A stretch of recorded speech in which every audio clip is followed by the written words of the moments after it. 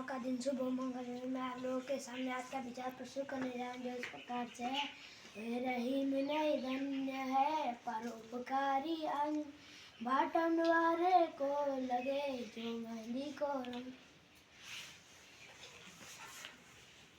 हुए रहीम धर नर धन्य है परोपकारी अंग, बाटन वारे को लगे जो मेहंदी को रंग। रहीमदास जी का ये दुआ है। रहीमदास जी कह रहे हैं कि वे मनुष्य बड़े भाग्यशाली होते हैं, बड़े सौभाग्यशाली होते हैं परोपकारी, जो दूसरे की भलाई के बारे में सोचते हैं, जो दूसरे के परोपकार के बारे में सोचते हैं, वे मनुष्य बड़े महान होते हैं, बड़े सौभाग्यशाली होते हैं। ठीक है।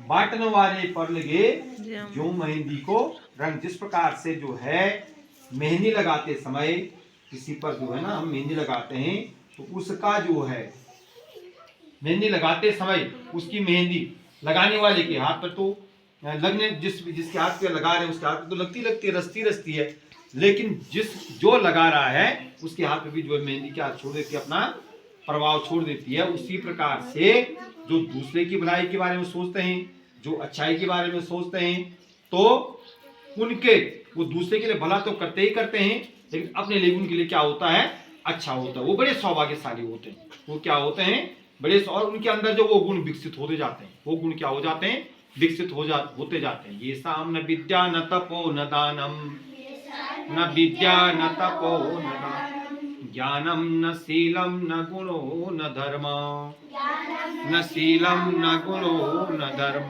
तैमहत्य लोके भूयिभार भूता, के भूयिभार भूता, मनुष्य रूपेण मृगा सरंती, मनुष्य रूपेण मृगा सरंती।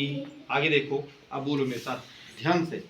ये साम न विद्या न तपो न दानम, साम न विद्या न तपो न दानम, ज्ञानम न शीलम न गुणो न धर्म, ज्ञानम न शीलम न गुणो न धर्म, तैमर्त्यलोके भूयिभार भूता, तैमर्त्यलोके भूयिभार भूता, मनुष्य रूपेण मृगा सरन्ति, मनुष्य रूपेण मृगा सरन्ति।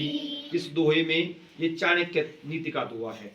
चाणक्य एक क्या हुए, संत हुए हैं, गुरु हुए हैं चंद्रगुप्त मौर्य के। ठीक है। तो उन्होंने कहा है ये साम न विद्या न तपो न दानम, ठीक है, न ज्ञानम न शीलम न गुणो न धर्म, तैमर्त्य लोके भूयिभार भूता, मनुष्य रूपेण मृगा सरन्ति। जिसको बल जो विद्या भी नहीं आती, जिसको ज्ञान नहीं है, न तप करता है, न तपो न दानम, मन अच्छे कार्य करता है, न किसी को दान देता है। तुमने दिया कभी किसी को दान? अभी तुम्हारा दान देने की अवस्था नहीं है, आपके माता पिता देते होंगे। हमारे घर में कभी क्या आ जाते हैं, साधु सन्यासी आ जाते हैं, हम उनको भी दान देते हैं। कोई भूखा है उसको भी दान देना चाहिए, कोई लंगड़ा है उसकी भी मदद करनी चाहिए, कोई अंधा है उसकी मदद करनी चाहिए। माने जो जिनको आवश्यकता है किसी चीज की और वो हम उनकी मदद करें तो वो दान कहा जाता है। हम उनकी मदद करें क्या, वो दान। लोग मंदिरों में भी दान देते हैं, मंदिर में भंडारा करते हैं, तो भूखे को भोजन दो, प्यासे को पानी दो, ये तमाम चीजें दान में आती है। ये तमाम किसमें आती हैं, दान। और दान हमेशा जो है, जो दान का पात्र है उसको देना चाहिए, जो दान का पात्र है। जैसे कोई चल नहीं पाता है, जो दान दे दो, क्योंकि वो कर नहीं पाता है, माने कोई अपंग है, दिव्यांग है, उसको जरूर हमको दान देना चाहिए। जो गरीब है, ठीक है ना, नहीं तो, और जिसके पास सब कुछ है उसको देने से कोई फायदा नहीं है। कुछ लोग साधु सन्यासी को मांगने आते हैं, उनको भी जब दान दो लेकिन पूछ करके दो, तो आखिर वो उस पैसे को कहाँ डालते हैं, क्या करते हैं उस पैसे का। बहुत सारे साधु सन्यासी क्या करते हैं, शाम को जो है उस पैसे से क्या करते हैं, उसका गलत यूज करते हैं, शराब की बोतल लाकर पीते हैं, उसके बाद मजे में रहते हैं। कुछ सन्यासी ऐसे भी होते हैं।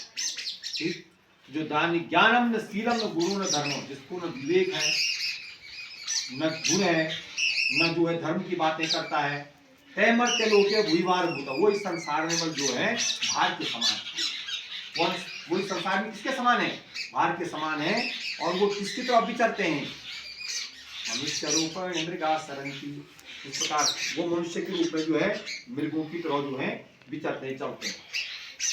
मृग तो घास खाता है ना, मृग क्या खाता है?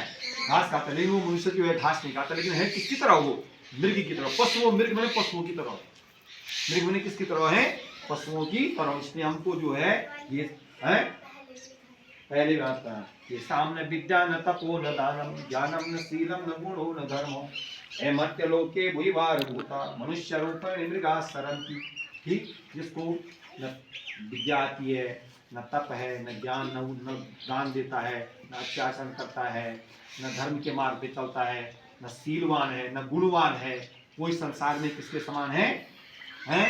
पृथ्वी पर भार के समान है। ये पृथ्वी पर भार है, भार भार स्वरूप है। और मनुष्य के रूप में जो है किसके समान है?